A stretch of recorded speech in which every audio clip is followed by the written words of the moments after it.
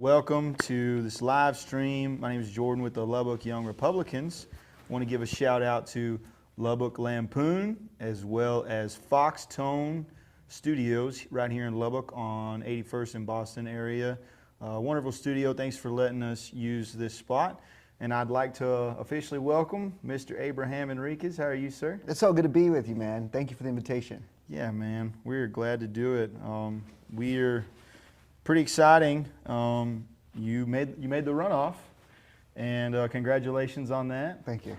And y'all have pivoted to campaigning for this next phase. Yeah. How's that going right now? It's a whole new campaign. You know, it is a little easier when you have two names on the ballot and not seven. That's right? true, man. But I will say I had the time of my life running in this primary with 6 other really great guys. I learned a lot from them. They made me better. They made me a better candidate for sure. Yes. And I just learned a whole lot of West Texas.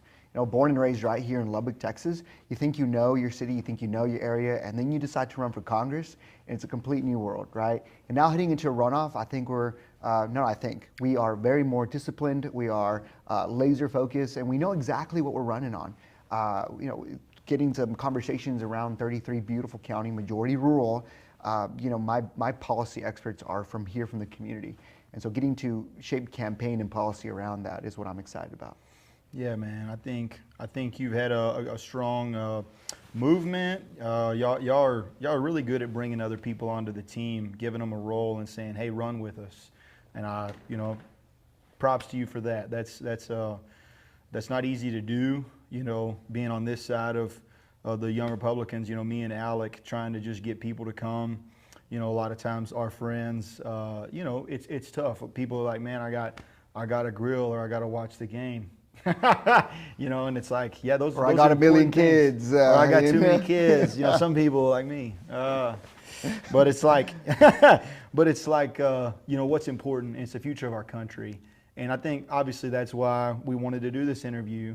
We wanted to interview you as well as Tom Sell, and just hear y'all's opinions for ourselves. Maybe hear some of our concerns and your views on that. But first of all, I kind of want to hear what is your background in your own words prior to running for office. Yeah. Well, first and foremost, thank you and Alec for what you've done with the Lubbock Young Republicans. That really is, I think, near and dear to my heart.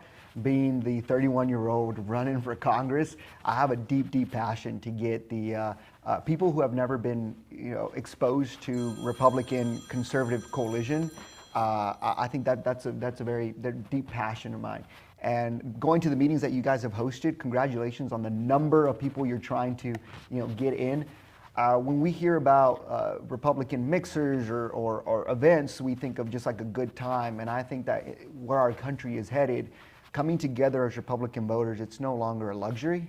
It's now a necessity. We need to come together on a routine by routine basis to ensure that we're protecting and safeguarding the values. Yes. But my experience, born and raised right here in Lubbock, Texas, was born at UMC Hospital to a brave, young, courageous woman who at the age of 15, after a pretty catastrophic series of events, became with child. And she had a lot of forces around her, encouraging her to abort, and it never once crossed her mind. But because she had a West Texas community that believes in standing for life, I'm here today. And so I'm very proud of my mom. We're very close. Most people know that. She's been a senior campaign operative to governors, senators, presidents. So more than a mom, she is my political advisor as well. So we're very close. And then shout out to mom. Shout out to mom. Shout out to that ringer too. So I born and raised here, went to school here, and then I went far away for college, just down the road to Abilene Christian University. I wanted to get far away in the district. Yeah. So this district has been home for my entire life. Right. Graduated with political science and concentrated in pre-law. And in 2018, right after I graduated, came back to Lubbock because I was going to start law school, actually. Yeah. I was very excited about doing oil and gas contract law. That's kind of where my passion was at the time. Yeah. And in that summer, I don't know if you remember, Jordan, there was this push of this thing called Latinx among Hispanic voters. And it was basically to change the ideology of gender. So there was no longer Latino or Latina. We were all just this genderless, gender neutral demographic. And it was actually coming from liberals in California pushing that ideology down here in Texas. And this was in 2018, and in 2020, I knew that the Hispanic voting demographic was going to be the second largest voting demographic in the country for the first time in history. But yet our voting record was trending more to the left with this idea of Latinx push. Yes. And so what I started was, in that summer of 2018, I heard of a man named Charlie Kirk was going to be in Midland, Odessa. And for 3 years, I'd been trying so hard to get in front of him. But he never went to ACU, obviously. I don't think ACU was a big hub spot for, debating the libs for Charlie. And so a friend of mine texted me saying, hey, Charlie's going to be here. If you can make your way out here within the next 3 hours, we can maybe get you like a 3-minute conversation with him. And of course, I sped all the way to Midland, Odessa, and what was supposed to be a 3-minute conversation ended up being a 2-hour dinner between he and I. And I told him about my worry about the Hispanic community, Texas as a state turning more to the left. And I said, I want to help you bridge more Hispanic voters to Turning Point. And he said, better yet, why don't you start your own thing? And I'll help you, and I'll give you the blueprint to what helped me establish Turning Point USA. And he said, what's like a Spanish word for welcome? What's like a welcoming message for Hispanic voters? And I said, well, bienvenido. Bienvenido is quite literally Spanish for welcome. And he said, okay, well, name your organization Bienvenido USA. And so for 6 years, Bienvenido USA has helped Turning Point bridge more Hispanics into the Republican coalition. I helped chair his Hispanic Leadership Summit for well over 3 years. I would say my connection and my friendship with Charlie fast forwarded 10 to 15 years of networking in political circles. You know how hard this is to get involved. So going from grassroots mobility all the way to helping and serving a president's re-election campaign, all of that is through the grace of God, but also to my friend Charlie. And I started these little Bienvenido meetups all over Texas. That led to a lot of local media talking about how we were getting more Republican voters registered for the first time ever. That local media led to a Fox producer seeing what we were doing, an invitation to go on Fox News to talk about how we were going to save the Republican Party. And a woman by the name of Brooke Rollins, who was the chair of the Domestic Policy Council during Trump administration 1, was so happening to seeing that media hit. A couple of days later, I get a call from the White House, and it was her. She was saying, I showed the president what you were doing. We'd love to invite you to the White House. And the summer of 2018, it was the first time we took 200 young Hispanics to the White House with the very first White House Leadership Summit. And there was the birth of my connection to the Trump White House, helping them connect regular, ordinary American citizens to the White House to help shape policy. I became advisor to Trump Administration 1 and Trump Administration 2, where I helped over a dozen pieces of legislation get across the finish line, just simply because I rose my hand and said, I want to help. Let the record reflect that I was able to do that without having to become a registered lobbyist, right? Making sure that I was only accountable to the people of the community. And with that, I was trained by some of the best policy experts. Now Brooke Rollins is the Secretary of Agriculture. And so I've been exposed to some really great leaders. And in 2024, this last re-election campaign, the president's team called and said, the president wants to build this coalition of new voters, primarily evangelical voters. And they gave me 17 counties to really focus in on, 17 counties that were majority blue. And we overperformed, and we got them to 55% of voting Republican. So we over-delivered, and we led one of the largest Republican coalition voter outreach any Republican presidential cycle has ever seen. That led me to have the RNC's Rising Star of the Year award. That led to Governor Abbott's endorsement, the RNC committee man and committee woman, our local SREC endorsement. All those names are really important to the political junkies like me and you that understand the importance of party leadership. Right. So that's a little in a nutshell. That's kind of where I've been. Yeah, that's good. So that, I guess, post-graduation, is that what you've been doing basically since 18? Yeah, 24. Yeah, I started my organization at 24. Jordan, I remember when I started my organization, writing this down on a piece of paper with Charlie at 24. And one day I looked up and I was 31 years old. I have poured my blood, sweat, and tears into this organization.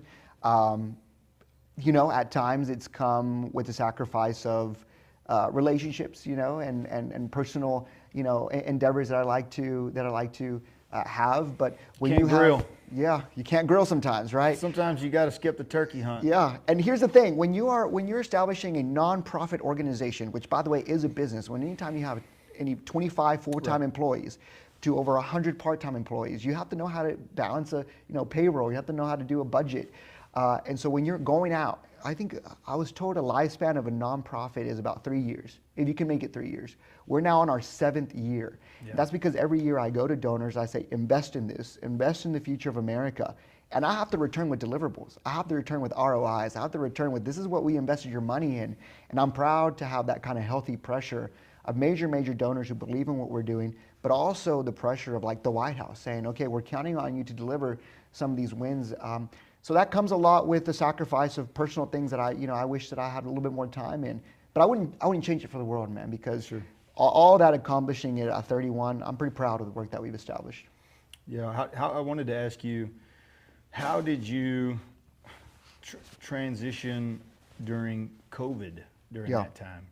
I mean, so for me, I kind of feel like my views pre-Trump and pre-COVID and then post-Biden and post-COVID and post-Trump 1 and now Trump 2 have shifted in a sense that the world is changing, right? And not just the Hispanics are the second largest voting demographic, you said, as of 18. Not just, there's so many different, we're living in a shifting world. And a lot of that came down through a heavy hand in COVID from the government, some of which Trump was a part of, and then maybe it was doubled and tripled down under Biden, some of the worst things. How did you navigate that as a nonprofit, as, I guess, a political activist? Would you say that, bringing in voters, would that be a Yeah, way to say? listen, I would say COVID made me a stronger Trump Republican, both on the local level and on a national level. So on the national level, this was kind of ending in 2020. I was, almost everything was shut down. But the president was having this very, very heavy influence of Big Pharma, trying to make him go a certain direction. And I think that he was really, really great at, this was the first time we saw something like this hit America in modern day history. And I think he was able to appease a base, but also individual freedoms and liberty, right? One of the most interesting things that I got to play a role in, very small, but I loved this about the president, was he was talking about, how do we open up schools again? He hated the idea that kids were being left out of school and what that was going to do in delaying the education system for young students. And he had all these big pharma lobbyists telling him how they should be going a certain direction, how we actually should be masking our students, how certain schools shouldn't even be reopening. And he said, I want the consulting and DC lobbying groups out of the White House, and I want the actual teachers from the community to tell me what we could do to serve them in reopening the schools. And I get a call from the White House, and they said, Abraham, he really wants a teacher from rural West Texas to help advise him on what we should be doing to opening up the White House. Within a week, we found a teacher. She flew all the way to DC, and it was really great to see it on national TV. It was the president, it was the vice president, it was Kellyanne Conway, it was the secretary of education, and it was about 6 teachers, and there was one teacher from rural Texas here advising them on, this is what we should be doing in West Texas, and this is how West Texas could serve as a beacon of example for the rest of the country. A week later, he puts an executive order based on the advice that the West Texas teacher here advised the White House, all because of that connectivity that we had. That was one of my proudest moments, was able to put some reflection in West Texas leadership there. But then here on the local level, man, it was really, really crazy to me that we had a mayor that was telling our teachers and also our pastors, our churches, that if you dare even open up your church, you would be cited and you would be forced to close down, right? Make no mistake, that mayor is fully bankrolling my opponent, right? So I believe that when the church is put into a position where government overreach mandates their freedom, I think that's a very serious cry. And so on the national level, I was kind of helping President Trump on how do we reopen up schools, right, to ensure that kids weren't being delayed in their education system. But here on the local level, I was seeing how in deep red conservative West Texas, we had bureaucrats with a little bit too much power telling our pastors and teachers what they could and couldn't do. I was glad to have been played a small role in forming Project Destiny, where we took out every city council member and the mayor that believed in entrenching our civil rights. That's good. So yeah, that's wonderful. It seems like you roll with the punches. I think, along with COVID came came George Floyd, came the Black Lives Matter riots, mostly peaceful, burning protest, some of the... I was going to say, where did you get mostly peaceful from? It says mostly peaceful protests and it's on fire in the background, like on CNN. That's a famous screenshot. But I think in light of that, we're forced to sort of reckon with some of the ideas that we've pushed as Americans, and then maybe some of the things that we've done with good intent, but have kind of fallen short. And I'll give an example. This is kind of a funny one that happened sometimes growing up, where I went to like a 99.9% white church, Yeah. And anytime, and we had like one Hispanic or one black dude, or who would always come, and then you'd have somebody come visit. And it was like a black guy, and everybody'd go up to him, "Hey, come meet my friend." And they go introduce him to the only other black guy, you know what I mean? And we have, it's funny, Trump does this in almost an endearing way, but he'll be like, "My Hispanics, Trump Tower has the best Mexican food, my African American," like he kind of does this, and it's, he pulls it off because he's a comedian, right? But in light of some of those things, I know we have a tendency to, even myself, I know where we want diversity, we want to push, minorities and women to the center. And in light of that, you being a Hispanic advocate, that's your resume. To play devil's advocate a little bit, what would you tell somebody who says, you were only given these opportunities because you're Hispanic, and it's not because you're good, or it's not because you're loud, or it's not because you go to everybody and people believe you, and they may be hard on you, and say, because I think there is that layer of DEI that even like well-intended conservatives do. Well, obviously the left will take somebody completely unqualified, look at their skin or their gender and say, "You're hired," and we do that a little bit, and so in light of that, what would you tell somebody who says your experience is, Obama got criticized for being a community organizer, right? That was his only experience. It's similar to your experience, though at a different level, and obviously, with high-level connections with politicians on policies. How would you push back against that criticism? 100%, man. I think it's very, very important. First of all, I believe that identity politics, DEI, critical race theory, is a cancer to American culture, American society, more specifically Hispanic Americans, right? I mean, this idea of Latinx, where did it start from? It started from this DEI theory from California. DIE, you're right. DIE. But I would say if my entire resume was built on this guy that brought in more Hispanics into the Republican Party, I would say I shouldn't be running for Congress. That's not my resume, right? I did that as a hobby and as a passion to the Republican Party. And a business, it wasn't just a hobby. It was a business, right? Yeah, when you're running an organization, when 25 full-time employees. That's an expensive hobby. It is. 6 different states, right? We have 6 different offices in 6 different states. Trust me, you have to learn how to balance a budget when you're doing that. But I would say I did that because I love the Republican Party. Man, I love the party. I'm a party-driven guy. I was a delegate at our precinct convention, right? 2 times in a row. I was one of the youngest delegates to go to Milwaukee in 2024 and cast my vote on behalf of Texas for President Trump to receive the nomination to become the Republican candidate, right? I love the party. Yeah. And in 2018, at 24 years old, sitting in my room, I thought, what could I do to make the party better? I saw an easy avenue of, it's easy, just bring more of my people that look like me being the messenger to coming into the party.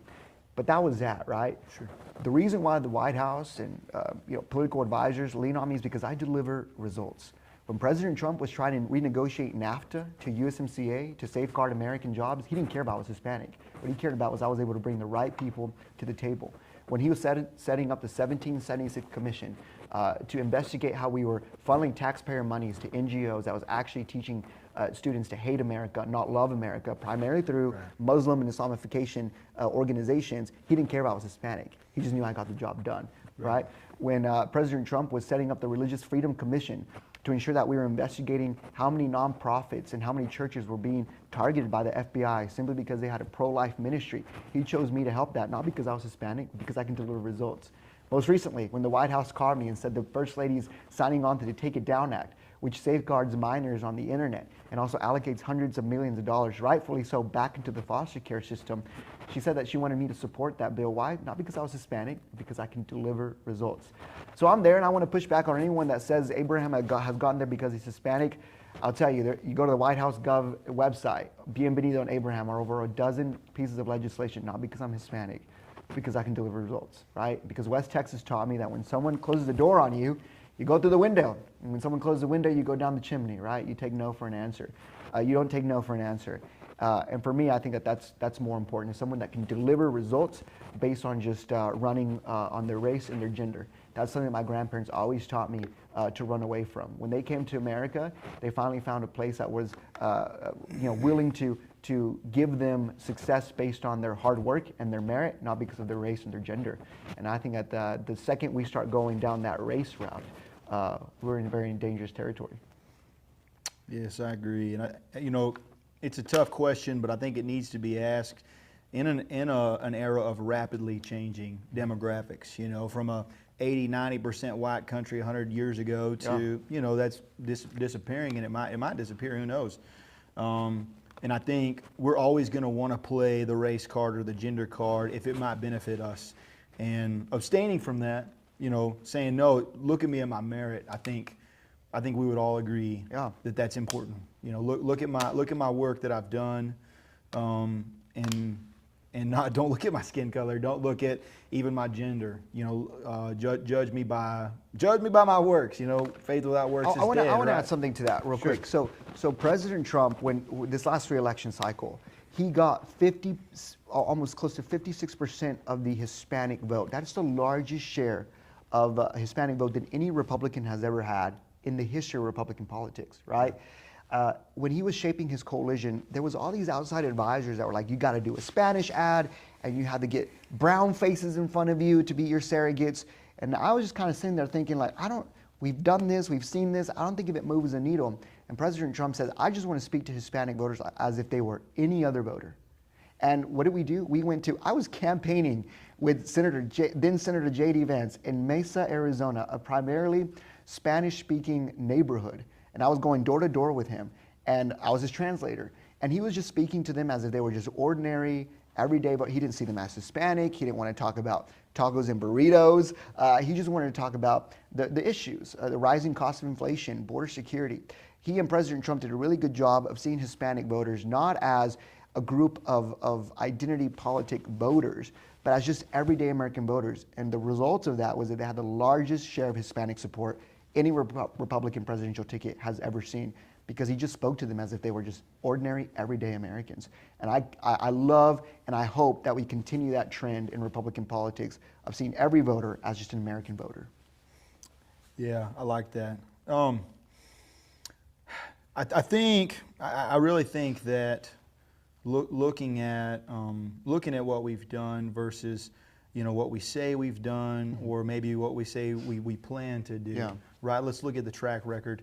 And I think beyond being a Hispanic organizer, some of the policies you've done because of that.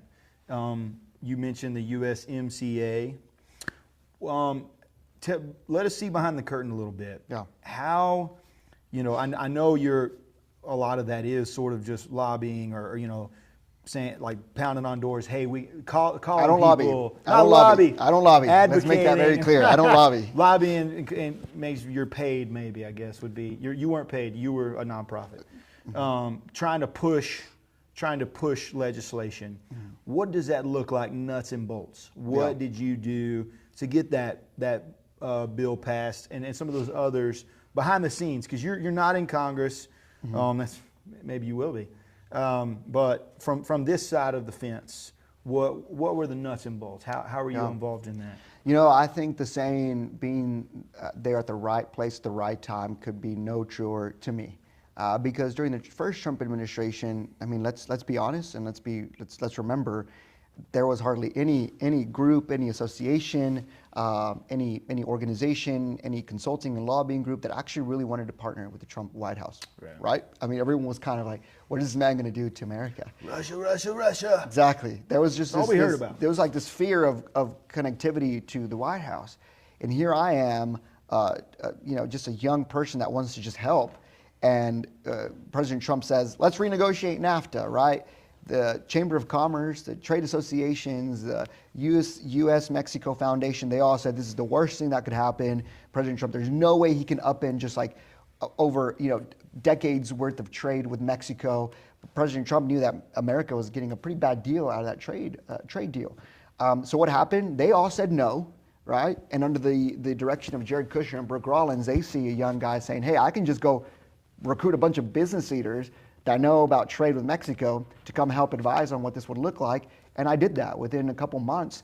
I knocked on every door I could, and that resulted at the time 5 major corporations that were established in the United States that had to send their businesses to Mexico because it was just so hard to do business here in the United States. Took them to the White House. They served as an informal counsel to the trade association or the trade ambassador. Couple months later, we make a policy plan based on the people who actually want to bring jobs back. We go to their sitting senator or member of Congress and say, hey, this is your person, this is your business in your state that actually wants to bring back jobs to America. And that's how you get things done, right? No one had to pay me. I'd have to register as a lobbyist, right? It was just me helping the president and wanting to ensure that we were bringing jobs back. That trade association today, that's actually where I make a little bit of my money, right? Bienvenido and my organization, that's fun, that's hobby, it's an expensive hobby. But most people, I'm excited on this campaign show to share my business expertise in that now I have a trade association that has 10 of the largest businesses in North America that have actually pledged over $100 billion of investments into the United States. These are jobs for American workers, and this is fueling the American economy. In fact, I led the very first White House North American Investment Roundtable, May of last year, where all 10 of my business clients pledged that $100 billion. Everything from Bimbo, who just in 2015 purchased 40% of their wheat from America. Today, now it's 60%. I did that, right? And I had to register as a lobbyist. So it can get done. All you have to do is just be relentless and bring in the right people at the table. And I think that's the right leadership, Jordan. I think sometimes you're not the face, you're not the voice, you're just simply the connector that brings the right people to the table to bring good, beautiful things out. And that's why I respect and I love the Trump administration, is because they really have done with the consulting lobbying class, and they've gone straight to the American people and said, what do you need? How can we fix this? Let's work together. And this administration has been truly, truly powered by the people, and I've seen firsthand. You touched on it a little bit. I know that I'd seen, me and Alec have both kind of talked to you a little bit and talked to some of your campaign about some of the hit pieces that have been written about you. And sounds like maybe some of that situation with USMCA dealing with businesses in Mexico is where some of those accusations came from. And one thing that does ring true with me is that, to Trump's credit, this is hearsay, you can correct me if I'm wrong, but he's one of the first presidents in history who hasn't been for sale in the same sense that others have. Hey, don't donate me 50 grand and I'll see you. Oh. And so everybody around him has been for sale, registered or not, right? And there's a way to get to him. You just got to find the right guy who will take your money and say, hey, Trump, this guy, I got to get this guy in front of you. And I feel like that's probably where some of those accusations and hit pieces came from. Some of that stuff down in Monterey, which it sounds like, to even give you sort of, the benefit of the doubt. Sometimes that's if it would have been in front of a camera shaking a hand, it would have been fine, but maybe there wasn't an I dotted or a T crossed, and all of a sudden it is financial impropriety. All that being said, there's how about, can you address some of those accusations? Is there any validity to it beyond, man, I shouldn't have done this, but it's been corrected, or is it just that's complete, hearsay, or somebody just trying to attack No, it's me, complete lies, man. I'm very proud of the work that I've done to bring. Who on earth would shy away from saying we're bringing jobs back to America and we're bringing investments back to America, right? Sure. I would say, if these hit pieces had any validity to them, right, I would not be in a runoff. West Texas voters are sophisticated voters. They don't go based on what they just see on a TV ad or on a Facebook AI hit piece. They actually do their research. Well, they actually do their research. For the most part, they do their research. And because of that, because West Texas has well-informed voters, I'm in this runoff, right? 60% of voters rejected my opponent outright this last election cycle. I think that's really important to know, right? Yes. But also, I would say that I would say every time a hit piece came out, it was a direct result of me hitting the mark of something big. Charlie Kirk's Turning Point Action endorsement came out. A day later, a crazy hit piece came out with no validity to it, right? Governor Greg Abbott's endorsement comes out. The next day, another hit piece comes out. The National Border Patrol Council endorsement comes out. The next day, another hit piece. They're not even kind of smooth with it anymore, right? It's like Abraham accomplishes something pretty good with his campaign, and the next day they try to scramble for something. That hit piece from something in Monterey, and by the way, the companies from Monterey, we're talking about. Dealt with. We've reached out with. Yeah. This is Topo Chico. This is Bimbo. This is PepsiCo. This is Martex. These are companies that have invested into the United States. And we were talking about some sketchy company that has no record that we're trying to bring from Mexico. I'd be a little concerned. But these are identifiable, great companies with track records that believe when President Trump said, America is open for business, they believed in that. And I had the privilege of being able to be one of the voices, there's many, but one of the voices that went out and said, come back, bring your companies back to America because America is open for business. And that hit piece was actually done by an administrator, we now know, an administrator from the President of Mexico's administration, to scare off the businesses in Mexico from coming back into the United States. So anyone that clings on to that hit piece that has no validity whatsoever, I mean, there's not one person that can be on record and say that there's any credible things in that hit piece, is actually taking the side of the Mexican government, right, of the Mexican president. So those that want to share that article, please do so, because in my eyes, you're actually pro-Mexican government than American investment. And that's rings true to today. Right, the accusation did come from down there. It wasn't somebody. Exactly. Right, and it was somebody who wrote about it, I guess, locally. Think about it. When the Mexican government is saying, we are mad that this guy from America is coming and saying that America is open for business and taking businesses to the United States. And because I led a White House North American roundtable, they equivocated both with the two. I mean, anyone that latches on to that hit piece, I would say, well, then you're just doing the dealings of expanding Mexican government talking points, right? Which we want to partner with them when we can, but we should be more focused on American interests, right? Hey, America first, right? First. Let's be honest, Mexico has not been a great neighbor to America. No. You look at how they have refused to secure their southern border. You look at how they've refused to acknowledge that they have a cartel problem. I mean, that's why so many businesses are saying, we want out of here. But it's almost impossible to do business in America under so much regulatory law that the Biden administration put forth, working with the Trump administration saying, come back into America, come do business in America, come hire American workers. I think that we should be proud about that, right? And until Mexico gets their act together, I think we should be really hard on them on tariffs, and especially as it pertains to the border. We've got a couple minutes left. I wanted to wrap up. One of our resolutions with the Young Republicans of Texas at our state level is to deal directly with the H-1B visa process, and part of our endorsement process is that candidates, especially at the national level, candidates pledge to a full repeal. And I think we've expanded that to other visa programs since then. And this is sort of a two-part question. One, would you be open to that, or is that something you're already in favor of? And two, what does it mean to be an American? I wrote a song back in 2018, and it came out on my first little EP. I play music around town, as I told you. A lot of people don't know that anymore. But it was called Hi Ho Rita, and it was just about a guy that, his wife left him. He sees a Mexican girl at a grocery store, and he takes her and marries her. He ends up marrying her. And one of my lines in there that a lot of people like is, Rita is a Mexican, but I'm going to make her a Texan. There we go. I'm going to make her a Texan, right? I'm going to make her legal. And Be like careful. that? You see, the crazy thing is if I were to say that, people would be like, this dude's going to open up the borders and bring everyone in, right? You see how... I know. But And I it's think amnesty. funny. And it's amnesty. Abraham's pro-amnesty. Good gosh. No, man, not at don't all. clip that. Anyway, but so all that being said, I growing up, there is a significant portion of the Hispanic population that still identifies as Mexican, and they might be second or third generation. Mm-hmm. And maybe some of the work you've done actually has helped in encouraging people like, hey, this is your home. Are you an American or are you not? And that's the second part, is being an American an actual people, or is it just legal papers?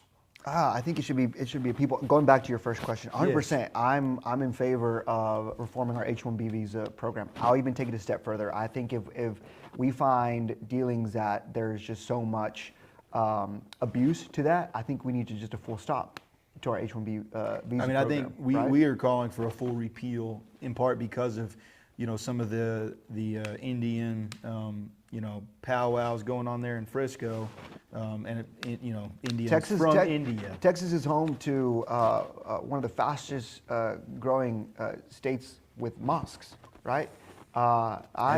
Same conversation, right? 100% am in full repeal of the H-1B visa program. 100%. Also, being the 31-year-old candidate in this race, I understand that it's not fair for our young Americans to have to compete for jobs that we simply just can't compete for, right, from people from out of country, right? Yes. Being an American should not be just something of paper. Being American should be of culture, should be to assimilate to something far greater than what you can get on a piece of paper. Really, the biggest difference when someone goes through the immigration process of having like a green card, permanent residency, and a citizenship, Right. is voting. I mean, that really is the biggest difference. Citizenship is access to voting. When you are voting on the laws of the land, of the people that are going to be writing the laws of the land, that is a heavy, heavy, heavy privilege that we have, and a responsibility that we have to ensure that we are educating our leaders. I want to push back a little bit on when you say there's a lot of Hispanics here in Texas that still identify with being growing Mexican. Up, growing up, maybe. Yeah, 30 years ago. I was born in 90. My Hispanic culture is American culture. I am pro-faith. I am pro-family.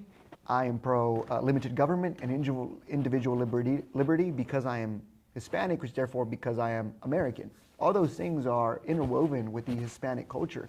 And let's just talk numbers for a second, right? Sure. Here in Texas, Hispanics are now the majority in population, Jordan. Majority. Right. We are now the majority. Right. I am the majority. You're the minority, I right? know, man. So I need my race card. There you go. Any critical race theory or DEI stuff actually benefits you versus me here in wish. Texas, right? I right? wish. Well, it might get to that point. So therefore, that's something to be said. Which means in 2 to 3 election cycles, Hispanics are going to be the majority in the voter rolls, right? So we don't start outreaching to this demographic that's going to be the majority of the voting base, we could lose our party. I saw that back in 2018. I actually rolled up my sleeves and did something about it, right? But also, 2/3 of Hispanics on the voter rolls, Jordan, are now second and third generation American. What does this mean? That means majority of us speak English as our first language. Majority of us has a college education. Majority of us actually probably even have a small business. We have assimilated to American culture better. So the ideas of the Republican platform are being pro-family, pro-free enterprise and capitalism, border security, identify as American first, break that down even more Texas first. Those are very appealing to a very growing demographic of voters. Just the right messenger hasn't gone out to them and said that about our party, right? Right. And what inspires me, can I be honest with you? I feel like I already won in this race. Why? Because I'm in a Republican primary runoff in an R+21, one of the most Republican red seats in Texas, probably America, and I'm a grandson of immigrant farm workers. What does that say about our party? that in deep red West Texas, I could be one of the faces and one of the movements of our party. And when you have a socialist Muslim from New York as one of the faces of that side, of that party, what does it say that a Christian Hispanic conservative, that one in deep red West Texas, could be one of the faces of our party? That's what it takes to win back Houston seats, San Antonio seats, Dallas, Austin, South Texas, when West Texas can say, we did it, therefore you guys can do it as well. Yeah. You know, but hear me out. What if we deport 100 million? Okay. And that would be a lot of Hispanics. Your vision. Why do you say that they were majority Hispanics, though? So that would be a lot. It wouldn't Yeah. be. It might not be the majority, actually. Well, I wouldn't say most of them would even be Hispanic. Let me tell you why. I visited a deportation center, one of the largest deportation centers in America. Contrary to popular belief, they're actually not in Texas. It's in Ohio. I toured it with Wow. I toured it I with would not Senator, have guessed that. Senator Moreno, and guess what? I maybe saw the largest deportation center. I maybe saw about a dozen Hispanics. The majority of them were Asian and Middle Eastern, right? So when you're saying There's a ton of abuse. let's deport a from million Asia. illegal immigrants, I'm there with you. Right, some but I wouldn't legal. say Right. say they're all one race. I would No, say right, it's- of course. illegal immigration has now. You know, in 2020, I spent a full week with the National Border Patrol Council, and they actually said majority of people crossing over illegally don't even speak Spanish. Right? So when we think about illegal immigration, Right. I think it pertains more than just one race. Right, right. And I'm talking legal Yeah. scams, which is still Oh, illegal, yeah, but yeah. we don't know, Our right? asylum Until we laws, figure it out. I worked at an immigration law firm for a summer, and I personally know that our asylum laws are some of the easiest laws to break and to manipulate. So, I mean, I think you're talking about H-1B visa. I think we should add asylum laws to that as well. No, I agree. And the only reason I push back is this. You know, I asked earlier, you know, your resume, the biggest dot on your resume is being a Hispanic advocate. And you're like, well, Hispanics are growing, we got to reach them. And to me, if you're going to represent me, you know, I'm wide as they come. You know, I'm a red neck. As my kids are like, Daddy, why is your neck so red? I'm That's like, so funny. Because I get out there in the sun too much, and I turn And yet on the red. did you know that on the census I'm white? There's no Oh, I know. Hispanic. Well, they then. made up Hispanic in the 70s to Yeah. get some better contracts for all that stuff. Anyway, you know, that's a new term, right? It was the first Latinx, Yeah, but it wasn't yeah. offensive like Latinx. Yeah. It's just retarded. But anyway, that being said, I think, you know, your message should be American. You know what I mean? That's the only pushback I would say. Of course, demographics is destiny, and we can't ignore the burgeoning Hispanic population, the majority Hispanic population. Like you said, I'm a minority now. That being said, the only thing I would say is, you know, I think what's good for all Americans is going to be good for Hispanics. It's going to be good for whites. It's going to be 100%. good for everybody. 100%. And And I would say, going back to me being a Hispanic advocate, that's something that I've done to, being a Hispanic advocate, I've done to help my party and help safeguard wins for my party. Yes. My political experience has nothing to do with being Hispanic. Has everything to do with delivering results and getting the people of West Texas at a seat at the table when decisions are being made. Let's be honest, I think West Texas hasn't been in some of those decision-making rooms for quite some time. And it took this 31-year-old to get some people out there to shape some good policy. So I would say 100% as it pertains to the party, I'm very proud of the work that I've done with not only just Hispanics, evangelical voters, 1 million new voters into the Republican Party, Jordan. That happens when you're able to branch out of just being Hispanic and bringing people of faith into the coalition. But on policy, it's always been about what's the best thing for West Texas, and I'm proud of the record that I have, which is why I think my endorsements, you know, matter in that sense. When the National Border Patrol Council says Abraham Enriquez has the best border policy than any other candidate, and it's not even close, what does that say, right? And I think that's really important to say to voters. Also, the average age of voters in Lubbock, do you know what it is? I don't. It's around 41. I was going to say older. We're a very, very young demographic, man. Interesting. And if we don't start, you know, putting policies that are attractive to a young voter audience, then we too here in Lubbock can risk losing our party majority. I think that's one of the reasons what sets me apart from my opponent is that I'm talking about things of like the rising cost of living, home ownership, having to start a business or a family. When I have friends my age who are saying, I can either start a business or I can start a family, I think that we should never have to debate those two, right? I agree. I think it's really important. Man, I got to let you go. I know y'all got another place to be. I wanted to plug one thing. We're having a forum on Christian nationalism May 5th at the Cactus Theater. Are you going to come? Yeah. What are your thoughts on it? Just drive by right there. Yeah, I mean, my faith is so interwoven to my policy. It's almost, you can't, I don't understand how some people try to separate the two. There's one law, no foreign legal code, no Sharia law. It's the Constitution. Right. And the Constitution was founded on what? Judeo-Christian values. So to me, it's almost, I chuckle a little bit when people try to use Christian nationalism as a way to like scare conservative evangelicals. Yeah, I think we should hold tight and say that our country has always been founded on Scripture, and we should be proud of that. Amen, man. Well, thank y'all. Y'all go check out Abraham, and he's got a big runoff in May 26th. May 26th. So we'll be talking, and we'll have Tom Sell next. So your opponent. Which, by the way, it's been really fun getting to campaign here in West Texas. With we had a really good breakfast, and we believe that we can make it a model of how two people can run here in West Texas. So, well, I think y'all are both upstanding men of God, and I think we have a couple of great options here. And y'all have, the way y'all have dealt with each other should be a model and example. So we're props to you and props to him as well. Thanks, man. Hey, man. We appreciate it. Alec, we good? You. You got anything else? That's good. All right. We good? Can we get a picture? Alec, come here. Let's get a picture. Yeah, good idea. This is good right here.